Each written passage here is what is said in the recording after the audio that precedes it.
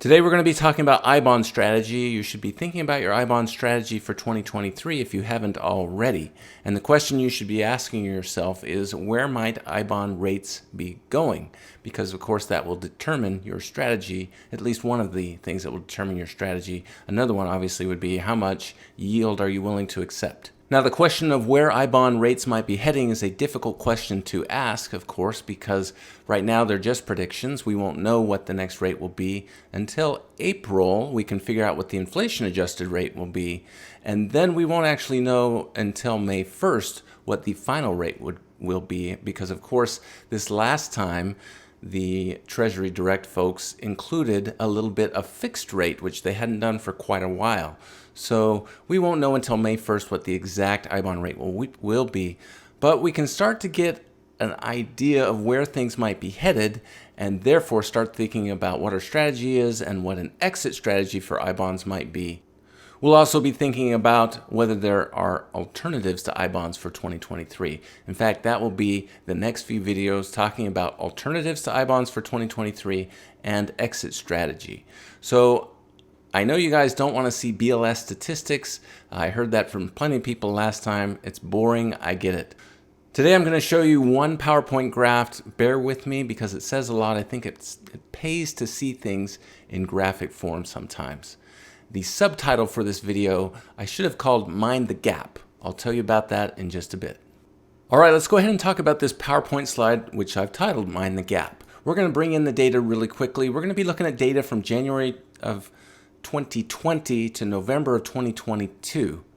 These are the topics we'll see: the unadjusted 1-month percentage CPIU change, so the inflation rate. We're going to look at the 12-month unadjusted rates. Unadjusted rates are important here because that's what Treasury Direct uses to calculate their I-bond interest rate. So we're interested in the unadjusted rate, not the adjusted rate.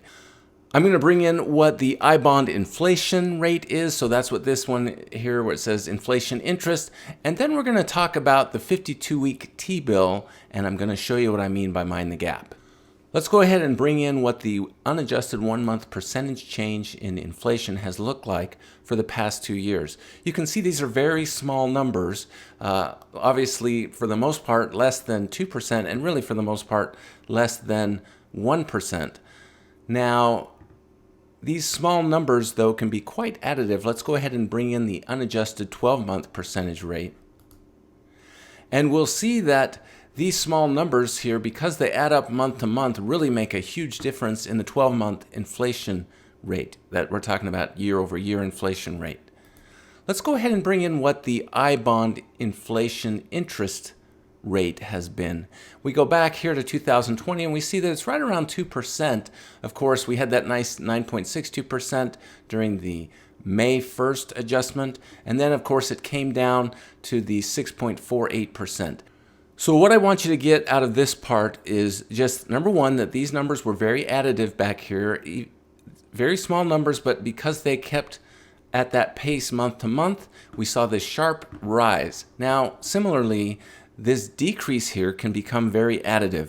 In fact, in November, the unadjusted rate was 0.1% decline in inflation. Now, we can't just look at what the month-to-month numbers are for a single month. We need to look at the trend here, and we'll see that the trend since July of 2022 really has been very low, much lower than it was in almost all of 2021. Again, these month-to-month numbers become additive. Small changes in the month-to-month numbers add up to bigger changes in the year-over-year inflation rate, and we can see that here. Starting back in June, the inflation rate year-over-year has been steadily declining. What does this data tell me? It tells me that the Fed has gotten inflation, at least on a month-to-month basis, really under control. And what we're going to see then from that is that the I-bond inflation rate is going to come down. I predict that it's going to come down to something like 2% or less. If you've watched other videos on this channel, you know that I've used this spreadsheet here to help talk about the CPIU numbers and how that's going to affect your semi-annual inflation rate. I don't want to bore you with everything, but let me just show you that with last month's data, November of 2022, and inflation coming in at negative 0.1%, that if that were to just stay flat now, if we stay at 0% for the next remaining months of this semi-annual inflation rate calculation, you're going to be looking at a semi-annual inflation rate of 0.3%, meaning that your annualized rate is only going to be 0.6% for your I bond. That's if the Fed keeps inflation at 0%. I hope what I've shared with you so far then tells you that you need to be thinking about your I bond strategy for 2023. Now, I want to bring in the concept of the gap. When I was in the Air Force, I lived in Italy back in the early part of this century, and living in Europe allows you an opportunity to visit other countries in Europe. So when we went to England and we rode the Underground, there was a recording that would announce, "Mind the gap, mind the gap." The gap, of course, is the gap between the train of the Underground and the platform of the Underground, and you could see how bad things can happen if you don't mind this gap as you try to enter the car. So let's go ahead and bring in the gap. In this case, the gap is going to be from the 52-week Treasury bill. And the gap that I'm looking at here is the difference between the interest rate on the Treasury bill and the interest rate on the I bond. We'll see that in recent months this gap has been closing. The Treasury bill, 52-week Treasury bill interest rate has been steadily increasing, and although we've only seen one decrease in the I bond, I think we've seen adequately that the predicted I bond rate is going to be lower. Keep this gap in mind then, because at some point these two lines are going to cross, and this Treasury bill is going to become greater yield, give you a greater yield than the I bond yield. How soon will that happen? It could happen as soon as May of 2021. Now, a confounding factor can be the fixed portion of the I bond. We saw that the Treasury Department brought in a little bit of fixed rate this last time, and I would not be surprised that they increase that fixed rate a little bit because the inflation rate, I think, is going to be so low. So the follow-up question then would be, well, how high might that fixed rate go? Well, let's take a look at the past to see. This is a nice little historical chart of I bond interest.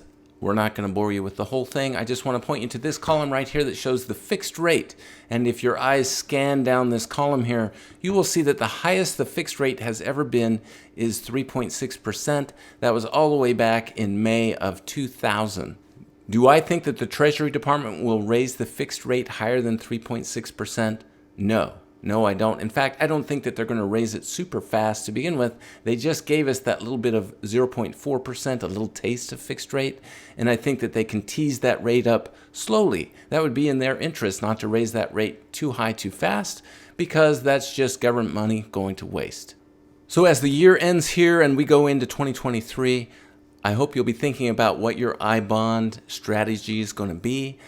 Start thinking about this gap. And when I come back in 2023, we'll start talking about exit strategy for I bonds, and I'll present to you some alternatives for I bonds that may help keep your yield up during 2023. I hope this information was helpful for you. Please give us a thumbs up if it was.